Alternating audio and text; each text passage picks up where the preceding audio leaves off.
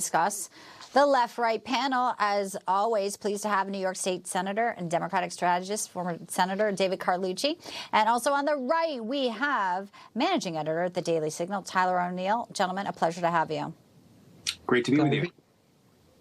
All right, so this morning we watched a lot of back and forth. I'm going to let you kick things off. As a Democrat, David, there is a lot of fraud they're finding. They're saying some people that were getting paid, were dead. The systems weren't allowing a lot of people to be allowed to, notice who was being contracts that were ended. I mean, some of this is good. You have to admit that.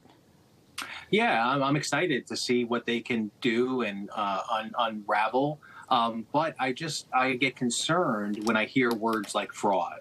When you put this allegation out there that people are committing fraud, that might not be the case. And so is it wasteful? Is it not the way that Donald Trump would like to spend taxpayer dollars? Possibly.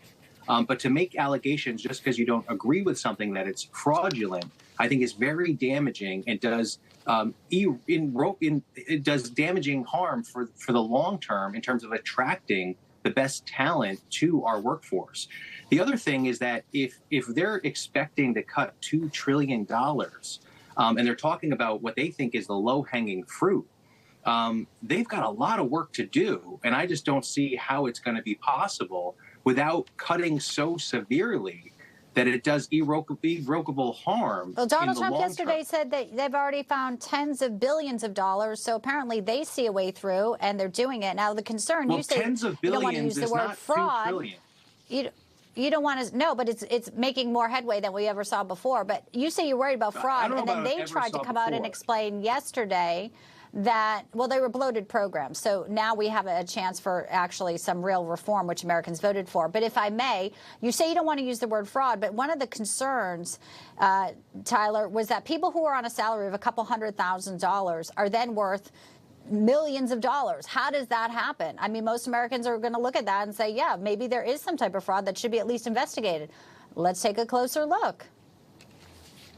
Yeah, there are many congressmen who've been in their positions for long periods of time and are able to make these deals somehow. It has been made illegal for you to do insider trading with these things. And yet congressmen continue to end up with very well-timed trades. Let's put it that way.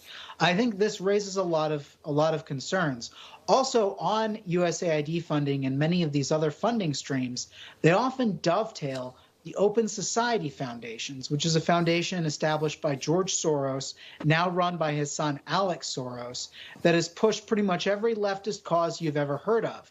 And I see a lot of concerns about a billionaire, in this case Elon Musk, helping curb waste, fraud, and abuse in the federal government, but not as many concerns about the fact that many of these federal programs were working with the Open Society Foundations, with one of the most notorious billionaires in American politics.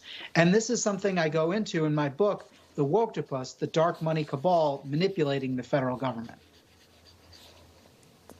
David, what do you think of that as a valid touch point? There's Sure, a lot no, of it's elected people who had a lot of control, like Fauci. No, valid concerns, and I think that's where transparency is very important.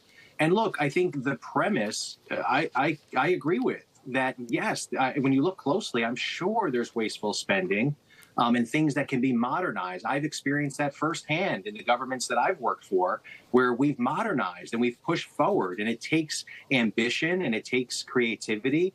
My concern is that we can't be throwing out things like fraud and corruption and criminal enterprises. All right, well, I heard that. I get it. Evidence. You just said that. I get that. Well, they're looking at evidence. They're looking at, books where there are no payments, saying what this payment was for. Let's move on to the next topic. Tulsi Gabbard was just confirmed Director of National Intelligence. I'm sure, David, you're not too pleased by this, but Tyler, perhaps you are. Yeah, I'm really glad to see Tulsi Gabbard confirmed because this is a step toward President Trump rooting out some of the deep state apparatus that opposed him during the first administration. And, we've seen, not only this was not a conspiracy theory. not only did we see leaks like a sieve from the White House from 2017 to 2021, but we also saw people take to the New York Times saying, "I'm part of the resistance opposing Trump from within." Let me give David a chance to weigh in on Tulsi DNI. Mitch McConnell was a no out of the Republicans for her, but obviously she is in. She's a former Democrat, David. I mean, a lot of people say she really has just led with her conscience. Just like Donald Trump. Just like Donald Trump. Who knows where we will end by the end of his administration?